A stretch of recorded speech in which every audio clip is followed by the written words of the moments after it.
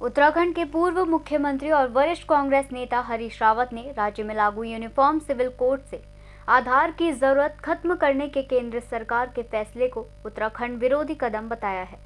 उन्होंने कहा कि ये फैसला राज्य की नागरिकता प्रणाली और नियंत्रण व्यवस्था को कमजोर करने वाला है।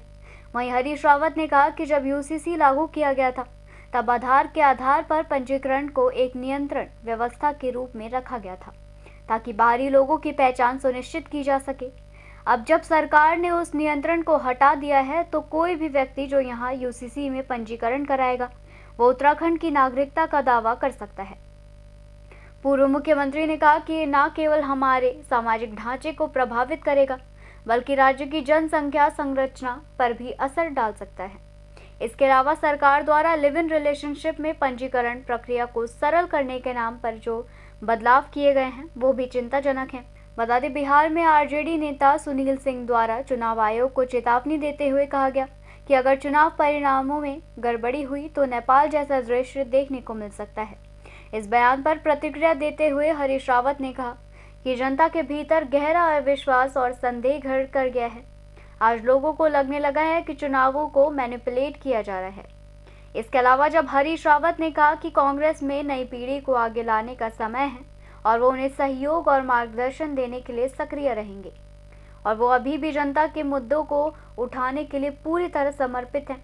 बता दें, पूर्व मुख्यमंत्री हरीश रावत के बयानों ने एक बार फिर राजनीतिक हलकों में हलचल मचा दी है। हरीश रावत ने यह भी स्पष्ट किया कि भले ही उन्हें फिलहाल कोई नई जिम्मेदारी नहीं दी गई हो लेकिन वो अब भी राजनीतिक रूप से सक्रिय हैं और जनता के सवालों को उठाते रहेंगे। सर, यूसीसी का आज सरकार ने बड़ा निर्णय लिया है, अब आधार की बाध्यता को खत्म कर दिया है, कैसे देखते हैं? ये और एक उत्तराखंड विरोधी कदम है। आधार के आधार पर यूसीसी का पंजीकरण एक नियंत्रण था, अब वो नियंत्रण हटा दिया। अब तो पंजीकरण के बाद जो यहाँ यूसीसी में पंजीकृत होगा वो यहाँ की वो अपने को उत्तराखंड का क्लेम कर सकता है कल, और यूसीसी को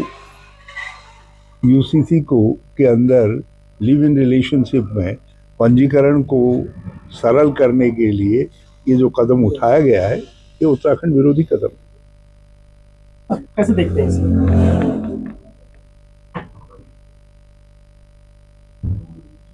ये जो स्थितियां हैं,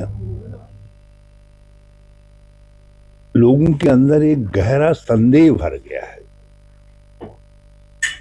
कि चुनाव मैनिपुलेट किए जा रहे हैं। संदेह हमेशा